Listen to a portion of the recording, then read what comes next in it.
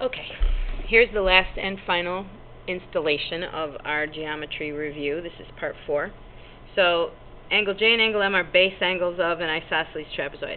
Now, if you see the original problem JKLM, cross that part out, because if you draw this like we normally would, according to how you're supposed to label the vertices, this will really throw you off. So just cross out the name of that.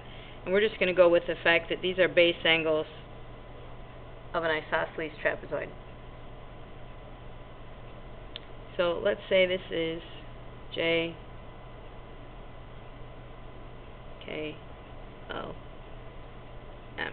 That's the way you'd have to label it, so that J and M are the base angles. So if you let that name throw you off, I just put J and M at the base and then K and L at the other two bases. So now it's correctly labeled. So you have 18x plus 8, 11x plus 15. Base angles are congruent. So 18x plus 8 equals 11x plus 15. Subtract 11x. Subtract 8. You get nice and neat. X equals 1. So 18 times 1. So we want angle K. And these angles will be supplementary. So 18 times 1 plus 8, angle J would equal 26 degrees. Angle K has to equal 180 minus 26, and that'll give you 154 degrees, because those are consecutive angles in a trapezoid.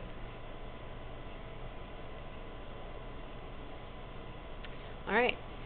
Now these last problems got a little bit out of order with what else we were doing, but it's a good refresher. So 31, which diagram shows plane PQR and plane QRS intersecting in QR? So the place where two planes intersect is a line. So I'm looking for where the two planes come together at QR, and this is the only diagram where these two planes meet at line QR. So that's problem C.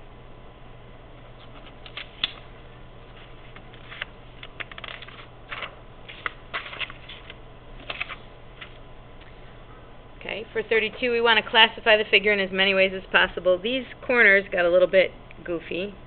These are right angles. So op makes it a parallelogram. All four sides are congruent. It could be a rhombus. And we have 4 right angles, which means this is a square, but it's also as many ways as possible. So it's a rectangle, a square, a quadrilateral, a parallelogram, and a rhombus. Squares are in all of those categories. For number 33, we want to know which Venn diagram is not correct. So we want to look at all 4. So this would mean all squares are rhombuses. That's true.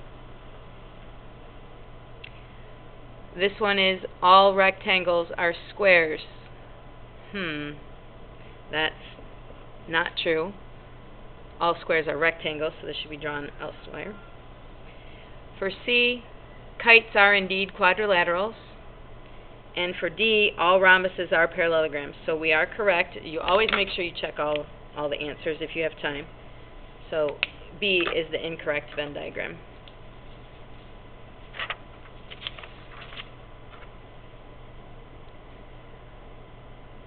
And then for 34, we want the slope of the line. So again, y2 minus y1, x2 minus x1. Our y coordinates negative 4 and 1, negative 4 minus 1. And our x coordinates negative 4 minus 7. Negative 4 minus 1 is negative 5. Negative 4 minus 7 more is negative 11. Two negatives make a positive, and you should know that because this line is going in the positive direction. So positive 5/11. And then finally, you are going to need to use Pythagorean Theorem on the exam. So if you remember, a squared plus b squared, c squared. C is always the hypotenuse across from the right angle. So we have 10 squared plus b squared equals 13 squared. You want to subtract, but we'll do this out like this. So b squared is going to give us 169 minus 100. But in order to get the final answer, you need to leave it in square root form. So simplest radical form, square root of 69.